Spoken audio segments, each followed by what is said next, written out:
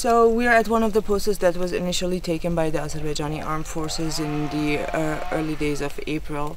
And the post remained under Azerbaijani control for about 2 days, and then the Armenian forces took it back. We're here speaking to the soldiers, and we're told that there are volunteers here, soldiers here from different countries, the United States of America, Lebanon, Syria, Iran, and naturally Armenia. The posts are only a few hundred meters from Azerbaijan. These are the Talish posts, the area that came under the heaviest adversary attack and where Armenia had the most losses. The village of Talish stands empty today, as are the border villages on the Azerbaijani sides, visible from here by the naked eye. During the early April blitzkrieg, 20 Armenian soldiers fell right here at this post. Հարցակում գրողը սկսել են իրանք ամբողջ գծով էլի Այդ գծով գրելու ժամանակ թե իրանց ռետանը աշխատե, թե դիվերսիոն խմբերը աշխատե, հակառակորդի էլիտար ստորաբաժանումներ են աշխատե, բայց ասեմ, որ էլիտար ստորաբաժանումը 70%-ը վերացել է իրանց։ Ու սենց այս ամբողջ տարածքով, ամբողջ գծով մեր հյուսիսային կողմից մինչև հարավ-հարավելյան ամբողջ լինիայով հարձակվել են իրանք։ Վերցրել են սկզբից մի քանի պոստ բան, բայց էլի մենք հակագրողով, տանկերով ու մեր հետևակով ամեն ինչով վերցրել ենք, մենք նորից հետ ենք վերցրել մի քանի պոստ, բայց դեռ մի քանի պոստ էլ իրանց մոտ է։ The April escalation that stood short of a full-scale war when the ceasefire agreement signed in 1994 between Armenia, Nagorno-Karabakh and Azerbaijan was shaken upon once more in Moscow on April 5, but this time only between Armenia and Azerbaijan. We understand that now the negotiations are almost in kind of deadlock, but even though we think that as time passes on, they will resume definitely.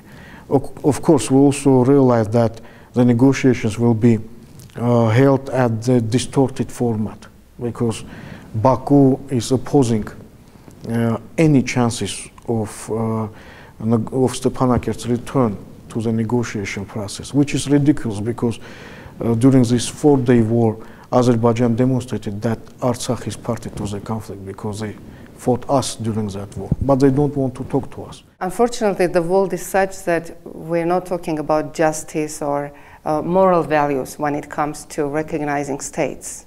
Unfortunately, this is where real politics comes to play to the hands of one or the other states or many states, whether it is within the realm of the interest to recognize that state or not.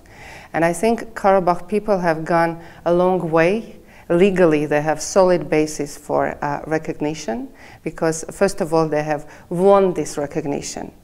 They did not only voice their will that they want to be free and they want to decide their own future on their ancestral land, but they actually did everything according to the law. According to the then Soviet law, they had this right to get out of Azerbaijan and become a separate unit. The Soviet law allowed for that, and it was not against the international law either.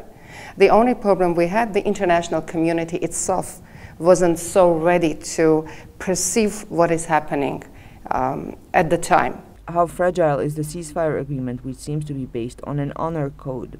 We've learned that there are regular exchanges of fire during the day, but the main activity begins at night. Yeah, sleepless nights, that's normal. We've already gotten used to it. Yeah, the situation, it is how it is. And we're trying to do our best to make it calm, peaceful. And do you think how long this will take, and do you think we're up for this calm? Can we impose the calm? Yes, together, standing side by side, doing what we have to do, everything is possible. We just have to have the will for it, we just have to believe, and we just have to be prepared. That's it, in my opinion. Այդ հրադադարը միշտ իշքան ուզում է որ բանավոր կնքվի ու կողմից էլ կնքվի, դա իրանք էլի օգտագործում ու չարաշահում են ամեն ինչը։ Բայց ամեն դեպքում իրանք եթե մի հատ մեզ մի հատ հարված 10 ստանում են։ Ceasefire violations, for which the sides regularly blame one another, had become more and more frequent in recent years. Probably for this very reason, the April escalation was not easy to predict. It was a large-scale aggression by Azerbaijan that I think was very well prepared on their side. And in one way or another, because we were already getting used to too many diversion infiltrations, by diversion groups, etc., I think we did not expect it to be to such extent, to have the scale and the scope that it had.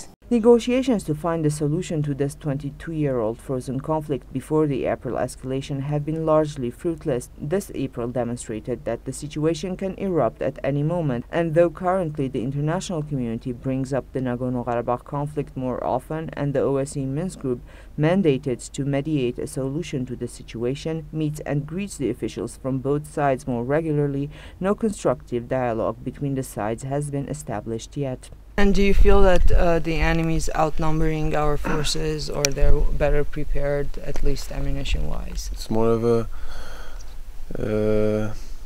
what are we fighting for? We know that this is ours, that this is it. We have no other way to go.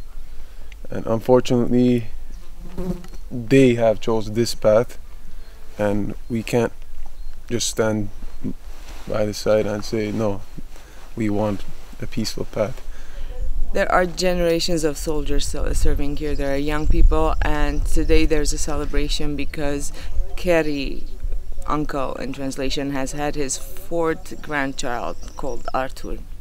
Martin Muradian, Kerry himself a veteran of the Karabakh War, says his heart was very heavy since the first war because he was inheriting an unresolved conflict to his children and grandchildren. He says in a way he's happy to be back on the front lines and hopes he'll get to finish this fight so that future generations can live in peace.